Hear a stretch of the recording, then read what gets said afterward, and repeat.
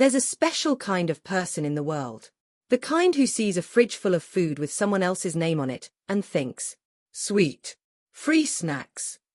But sometimes that fridge bites back. This is a story about capsaicin, about science, about a stolen cereal box, and about the time I weaponized flavor. Let's roll back to one sticky Midwestern summer, and the best internship revenge I've ever dished out. So picture this. I'm fresh into an R&D internship at a food company based out of Keokuk, Iowa. Now, if you're not familiar with Keokuk, allow me to put it nicely, it's the armpit of Iowa. Flat, humid, and absolutely not where you want to spend your one exciting summer before real adulthood slaps you across the face. But hey, I was young, hungry, and thrilled to be working with food science. As part of the internship, the company provided me with housing, essentially dumping me into what used to be a retirement home turned college dorm. I'm talking about single rooms, individual bathrooms, but one shared commercial kitchen. In theory, cool setup. In practice, a social experiment in theft and passive aggression. At first, things were fine. There were 2 other students assigned to the dorms for early summer move-in. One was barely ever around. The other, he was always there. Let's call him Kyle. Because if you're imagining a name for someone who steals your last soda and denies it to your face, it's probably Kyle. Kyle had friends over constantly. Like, are you running a youth hostel out of this dorm? Constantly. Still, I figured we'd all be adults about the communal kitchen situation. We each had shelves. Labeled our food. Simple stuff. But by week 2, stuff started vanishing. It started small. Sodas I'd been saving for after long shifts would be gone. A box of cereal would be empty, but neatly returned to the shelf like some kind of crunchy deception. Then it got worse. Half a jug of milk. Gone. A full sleeve of crackers I just bought. Mysteriously opened and consumed. At first, I went the friendly route. Left a polite sign on the fridge. Hey! Please don't eat food that isn't yours. Smiling face. I also confronted Kyle and his dorm room of doom directly. He denied everything, of course. Gave me that wide-eyed, whoa bro, not me look. Yeah, sure. Still, I tried to let it go. Until the weekends rolled around. That's when I'd go out of town to visit family or friends, and every single Monday, I'd come back to carnage. My food plundered like Viking loot. My milk. Half drunk. Cereal. Down by half. Soda cans. Opened and replaced like tiny aluminum corpses. Enough was enough. One day, while complaining about the situation to my manager at work, she gave me the look. You know the one. The look that says, you want to get scientific about this. See, I wasn't just an intern. I was working in R&D, food product development. I had access to samples, equipment, and creativity. That's when my manager dropped the idea. Why don't you run a little test? Order some capsaicin extracts for research purposes. Now, we weren't working on spicy foods at the time, but R&D always needs reference samples, and spice extract suppliers are more than happy to send you little 2-ounce trial bottles of hell in liquid form. I sent out the request. 1 week later, a glorious box of doom arrived. Inside, a 1 bottle of 50,000 Scovilles. A 1 bottle of 100,000 Scovilles. And 1 very angry, very potent 250,000 Scoville capsaicin extract. That's the kind of heat that makes ghost peppers blush. So I went full mad scientist. Gloves. On. Mask. Check. Separate dorm room in my wing to do the prep work? Oh yes, because even opening that bottle made the air spicy. I diluted the extract slightly with water, then poured it into a little travel-sized spray bottle. Then, I went to work. I targeted the main items that always got hit. A bag of chips. A box of cereal. The lip of a milk jug. And the tops of a couple soda cans. Now I didn't just douse them. I got strategic. For the chips and cereal, I pulled out some of each, sprayed them down, let them air dry separately, and then remixed them back into the original packages. That way, some bites were normal, and some bites were instant regret. The soda cans. I gave them a generous swipe around the top, so when someone lifted the can to take a sip, the capsaicin would linger on their lips. The milk jug. Sprayed around the rim. Nothing crazy. Just enough to remind whoever was sipping from the jug that they had crossed a line. With everything set, I packed a weekend bag and headed out of town. I had no cameras. No way of catching the reaction. But when I returned Monday night, the battlefield was quiet. Some of the chips were gone. Cereal. Definitely raided. 2 of the 3 soda cans I prepped? Empty. But here's the real kicker. For the rest of my internship, another solid month, not a single item of mine went missing again. Not one. No cereal theft. No missing sodas. Not even so much as a suspicious fingerprint on my milk jug. Whoever had been stealing my food, they had met the ghost of capsaicin, and they had seen the light. Or more likely, they had seen through tears while sprinting to a faucet, mouth ablaze. I never got to see the fallout. No confrontation. No confession. But I'd like to imagine it went something like this. Kyle and friends sitting around, bragging about their fridge conquests. One of them pops open a soda, takes a swig, pauses, frowns. Then all hell breaks loose. Someone screams. Another person shouts, "Why are the chips spicy?" Kyle gags into the sink. Someone's eyes are watering. Someone else thinks they're dying. And in the midst of the chaos, a single voice whispers, "I think we messed with the wrong intern." So yeah, stealing food in shared kitchens, always a jerk move. But messing with someone who works in food R&D, who has access to pure concentrated chili extract, that's a different kind of stupid. I hope they learn something that summer. Like, say, to read labels. Or not trust mystery cereal. Or maybe just, don't steal food that isn't yours. Because some snacks bite back. Want to hear more food-fueled revenge stories? Smash that like button, subscribe for future tales of culinary chaos, and comment below your pettiest roommate revenge story. Until next time, keep your food safe, your fridge labeled, and your Scoville level strictly classified. He stole my lunch, for the 12th time. But this time, the sandwich came with a secret ingredient, and a side of criminal charges. He thought he was being clever. I made sure the toilet stall he collapsed in knew better. If you've ever been pushed to your limit by someone who thought they'd never get caught, you're in the right place. Hit that like button, subscribe for more real-life justice stories, and leave a comment if you've ever dreamed of getting back at someone the smart way. Now let me tell you how I turned a hoagie into a hand-delivered karmic bomb. It started, like most stories of office injustice, in the break room. For context, I worked for a mid-sized firm in a small town. The kind of place where everyone knows everyone else's middle name, and gossip travels faster than email. I was in a supervisory role, but still far from the upper echelons of power. Just important enough to be noticed, but not enough to be taken seriously when it mattered. Especially when it came to lunch theft. Now I'm not talking about an accidental yogurt switch or someone mistaking your sandwich for theirs once in a blue moon. I'm talking about habitual theft. Every Tuesday and Thursday like clockwork, my lunch would vanish from the fridge. I reported it. Once, twice, 3 times. By the 12th time, I was forced to file mandatory reports with HR, and each time I was met with the same response, "We'll look into it."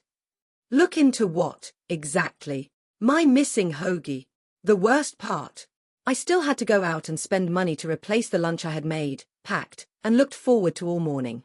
That rising anger isn't something you forget. You start planning your day around disappointment. You start double-wrapping sandwiches and hiding snacks like you're back in grade school with a sibling who mooches everything. Then came the breaking point, my annual physical. I was venting to my doctor, more as a joke than anything. I said, "Doc, at this point, the guy's stealing more calories than I'm burning at work."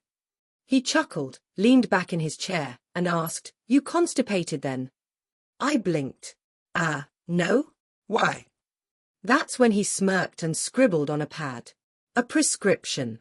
For a pharmaceutical-grade laxative. Mix with food, he said. Maximum effectiveness when taken with a meal. I stared at the paper. And that's when the plan was born. Operation Hoagie Bomb. The next Tuesday, I brought in a beautiful sandwich. Turkey, provolone, lettuce, tomato, and a very generous dollop of my special homemade avocado spread. The secret sauce. Roughly 3 doses of that industrial-strength laxative, carefully blended for taste and texture. I even labeled the bag, like always, "Do not touch." Prescription med inside. I placed it gently on the middle shelf, the same place it always vanished from. Then I waited. 12:07 p.m. I took a casual stroll into the break room. Sandwich. Gone. Perfect. The fallout begins. Roughly an hour later, I walked calmly into HR. The representative looked up with that weary expression that only comes from dealing with office complaints too often. My lunch was stolen again, I said. He sighed. Again. All right, I'll make a note. Also, my medication was in the bag. His pen paused. Wait, what? Yeah, I said, dead serious. My doctor prescribed a powerful laxative for some digestive issues. He told me to mix it with my lunch for best results. The rep went ghost white. You mixed it in with your food? Per doctor's orders, I replied. And just like that, it escalated. Stealing lunch? That's a nuisance. Stealing prescription medication? That's a crime. Security was called. The police followed. Meanwhile, across the building, chaos erupted. A department lead named Greg had been found collapsed in the men's bathroom, groaning in agony. He had consumed my sandwich. Every last bite. His accusation came quickly. He poisoned me, he screamed, as they helped him out of the stall. I walked in holding my prescription and calmly asked, "At what point did you think that food was for you?" Silence.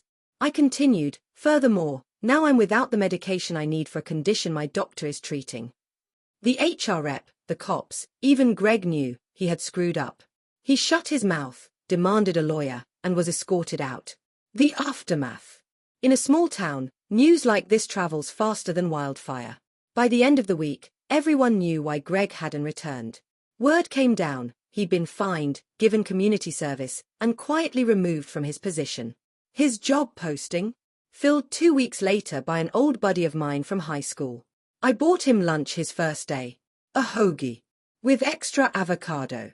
No laxatives. And since then, not a single sandwich has gone missing. There's something oddly satisfying about winning without yelling.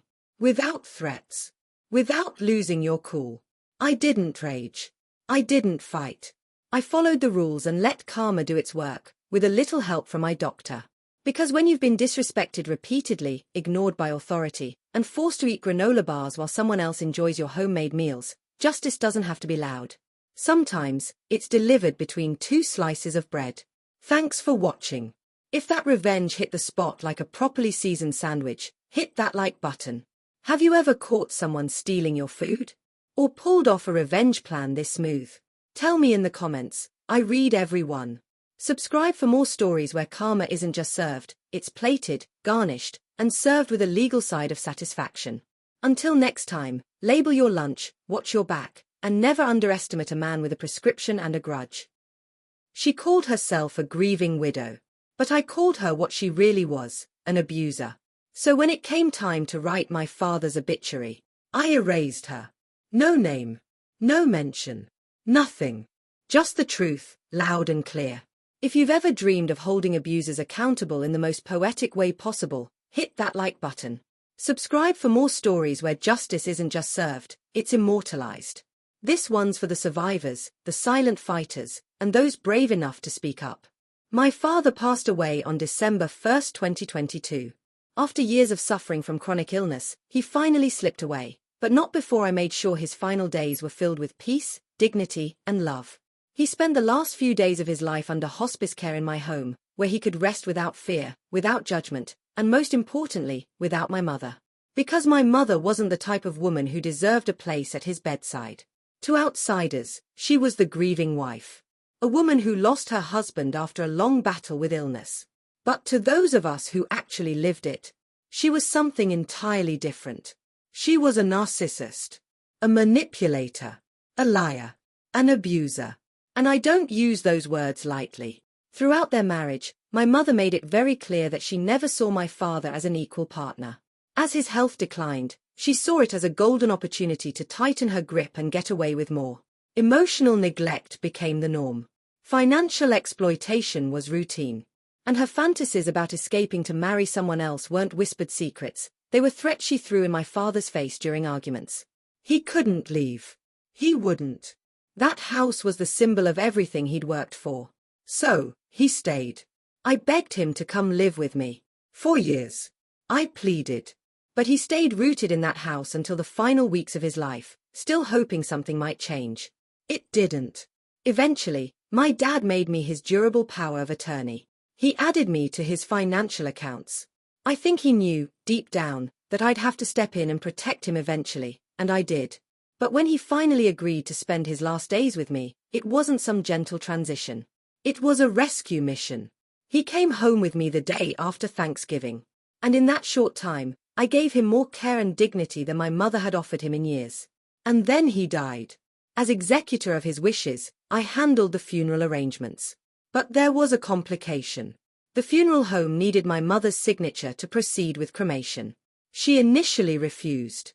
Not because she cared, but because she wanted control. The only reason she agreed was because I let her keep the survivor benefits, which, in reality, were hers by default. She was trying to play chess with pawns that weren't even hers. That's when I sat down to write his obituary. And I made a choice. I didn't mention her. Not once. There was no loving wife. No survived by his spouse. There was only my dad, his journey, his accomplishments, and the people who actually showed up when it mattered. People who truly loved him. She was erased. To say she lost her mind would be an understatement. The backlash was swift. People started asking questions. Friends, family, acquaintances. Why wasn't her name mentioned? I told them the truth. I told them about the emotional abuse. I told them about the manipulation. I told them about how my dad was exploited until the day he died. 4 years, my mother crafted this image of being the long-suffering wife. A saint, stuck with a sick husband. But now people knew better. And when they asked me why I hadn't included her in the obituary, I didn't sugarcoat it. Because she doesn't deserve to be remembered as someone who cared. It wasn't about vengeance. It was about truth. She had spent a lifetime silencing us. Controlling the narrative. Playing the victim. But not this time. She wanted public sympathy. Instead, she got public scrutiny. And as word spread, that carefully constructed mask of hers began to crack. She couldn't play innocent anymore, not when people were openly questioning her version of events. Not when former friends started pulling away. Not when whispers of I always wondered, started circulating in church groups and neighborhood circles. Her reputation, the one she polished so carefully, was shattered. And the best part? I didn't have to lie. I didn't even have to exaggerate. I just told the truth. My years in therapy taught me something critical. Abusers thrive on silence. They weaponize shame. They bank on you keeping quiet so they can rewrite history. But I didn't stay quiet. And I don't regret a damn thing. Some people say I was petty. That I should have been the bigger person. That I should have honored the sanctity of marriage. But what they don't understand is, you don't get to abuse people for decades and expect a hero's mention in their obituary. You don't get to neglect a dying man and then pretend to cry for him when the cameras are on. You don't get to erase pain and rewrite it as love. So I rewrote it first. Not for revenge, but for justice. I wrote an obituary for the man my father truly was, and left out the woman who never cared to see him. And in doing so, I honored him more than she ever did. Sometimes, the most powerful act of revenge isn't screaming or fighting. It's silence. It's truth. It's choosing what gets remembered and what doesn't. If this story resonated with you, hit that like button. Subscribe for more true stories of poetic justice, quiet power, and unapologetic truth-telling. And tell me in the comments, have you ever wanted to reclaim the narrative from someone who tried to silence you? Because justice isn't always loud. Sometimes, it's written between the lines. In 1973, my parents watched in disbelief as a bank and a sleazy contractor built a house, on land they didn't even own. When the lies and bullying began, they nearly lost everything, until one brilliant lawyer flipped the table with 6 words, "Then remove it from our land." If you've ever seen a Goliath get taken down with precision, you'll love this one. Like the video if you believe in clever revenge over brute force. Subscribe for more stories where justice doesn't knock, it kicks the door in. Now let's get into it. In 1973, My parents were young, hopeful, and finally able to build their dream home. They had saved every spare penny for a down payment and found a cozy plot of land out in the country. Nothing fancy, just peace, quiet, and the promise of a better life. The small local bank in town approved their mortgage, and a contractor, let's call him Bob, was hired for the build. On paper, everything looked perfect. But real life. That's where the nightmare started. Bob wasn't just a bad contractor, he was a disaster in human form. He was juggling too many projects across the county, sending his clueless crew to slap things together without oversight. What should have taken months dragged out into a demoralizing saga of shoddy work, endless delays, and one architectural screw-up after another. I mean, picture this. The blueprint had a stray pencil line, and instead of double-checking with the architect, the framers literally built a wall straight through where the bathtub was supposed to go. Not beside it. Not adjacent to it. Through it. And that's just the beginning. The kitchen cabinets. Installed with roofing nails directly into drywall, no studs, no support. My mom was told, don't put anything heavy in there. The garage door wasn't even framed to face the driveway, it opened into the living room. Let that sink in. Bob's team built a garage that dumped into the house. But the worst part wasn't the incompetence. It was how they were treated. My mom was a stay-at-home parent with 2 toddlers in a disgusting rental while my dad pulled double shifts to keep up with the mounting expenses. They should have been celebrating their first home.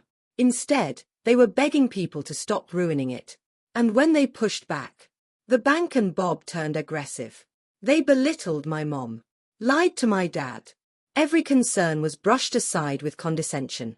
Every delay was their fault. And when they refused to sign off on the final inspection, the bank's rep laughed in their faces. Until karma decided it had enough. The rep strutted up to the front door, mocking their refusal, and grabbed the handle to walk in. The entire door, frame and all, fell on him. That wasn't symbolic justice. That was gravity itself saying, you're messed up. Still, the bank and Bob kept pushing. They accused my parents of breach of contract, and the bank threatened foreclosure. Yes, foreclosure, on a house my parents hadn't approved, on land the bank didn't even finance. So with nowhere else to turn and fear weighing them down, my parents scraped together what little they had and hired an attorney. Enter Tom. Tom wasn't flashy. No big talk, no empty promises. Just a stack of files, a furrowed brow, and a quiet intensity.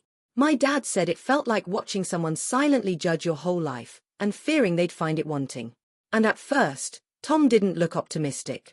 He skimmed the blueprints, the reports, the contracts.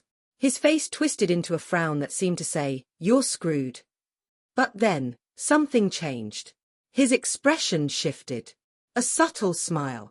A flicker of amusement in his eyes. He leaned forward, tapped a sheet of paper, and said 6 words that would unravel the entire mess. Let's get everyone together tomorrow. The next day. In the bank's sterile conference room sat my parents, Tom, the bank's rep, their lawyer, Bob, and Bob's lawyer.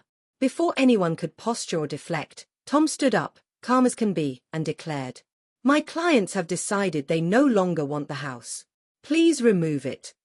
There was silence. Then laughter. You want us to remove a house? One of them scoffed. Tom didn't flinch. With slow precision, he pulled a piece of paper from his folder and placed it on the table. A deed. To the land. You see, Bob had built the house without ever securing ownership or financing for the actual land. And the bank. They'd approved the construction loan, paid Bob, and failed to realize they didn't have legal claim to the ground beneath it. Bob's attorney blinked. You built a house on land you don't owe WN. Bob, now visibly sweating, nodded. The bank's lawyer turned to their rep and hissed, you didn't finance the land. No. Cue panic. Tom cleared his throat. As I said, gentlemen, you're trespassing. The house must be removed and the land returned to its original state. Immediately. My dad said it was like watching a chessboard flipped over in the middle of a game. No one had a move left. Sure, they could try to sue. They could threaten foreclosure. But what would they foreclose on? A pile of lumber being hauled off their client's land? The embarrassment alone would stain their reputation for decades. And even worse, they'd be the ones paying Bob to undo the house he'd already half-botched. It was checkmate. Within days, everything changed. Suddenly, my parents were treated like royalty. Oh, it was a misunderstanding. We want to make it right. We're so sorry for how you were treated. Yeah, right.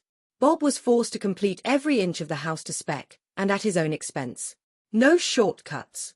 No roofing nails into drywall. No garage living room combos. The walls were torn down and rebuilt. Plumbing was reinstalled. Cabinets rehung. My mom even got to double-check every new piece of work before signing off. And best of all, it didn't cost my parents a dime. Bob barely broke even. The bank rep, fired. Tom walked away with the respect of an entire town, and the best damn bar story a lawyer could ever ask for. This story isn't just about a legal technicality. It's about standing your ground when the odds feel crushing. It's about knowing your worth, even when others treat you like dirt. And sometimes, it's about finding the right person to fight alongside you. What do you think? Was that one of the most satisfying lawyer moves you've ever heard of? Drop your thoughts in the comments. If you love stories where power flips and justice stings, hit that like button and subscribe for more tales that prove one clever move can bring giants to their knees. Until next time, never underestimate a smart lawyer and a righteous cause.